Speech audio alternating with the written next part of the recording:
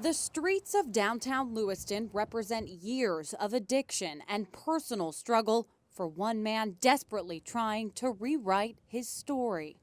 There's just one problem. The mistakes of his past are written in permanent ink all over his face. And I really, for years and years and years, just excluded myself from the world. For 33-year-old Ryan Breton, it began with severe depression and anxiety from an early age.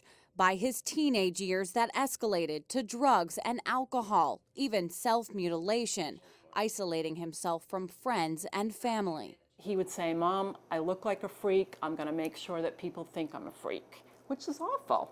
Cutting and burning, and then the tattoos kind of went into that. It was like a relief while I was getting it. The majority of Ryan's life, a vicious cycle of drugs, jail, and rehab. Unable to get a job because of his face, each attempt at recovery fell short, sending him back to the streets. Now that all my friends are dead, doing life bids in prison, and here I stand trying to still walk out of the mess. Which brings us here today.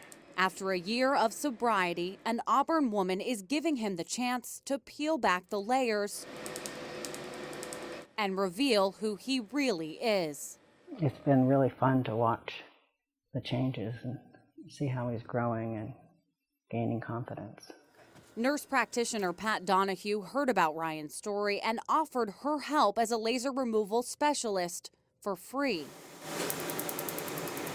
The painful process absorbs the different colors of ink and explodes them, eventually erasing them from the skin. So painful, most people take 6 to 8 weeks between treatments. Ryan goes once a week. Took a good hit today, but it's getting there. But he's determined. He's very determined. And I think the most determination comes from his kids. He wants to be a good dad for his kids. 4 little lives are depending on him. 6-year-old twins, an 8-year-old, and a 13-year-old.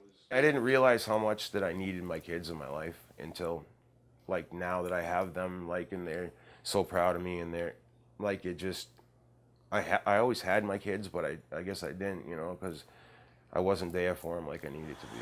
Despite his struggles, Ryan is still able to be a part of his children's lives. One slip up, and he knows he could lose them forever. They just want me to make it so bad. They're like, "Daddy, you're not drinking," and "Daddy," and I wish they didn't even know that, but they just want me to, they're like, "You're getting your tattoos off, you're doing good, Daddy," and they're just proud of me, and it makes me want to be a better person. I love them so much, so it's keeping me going.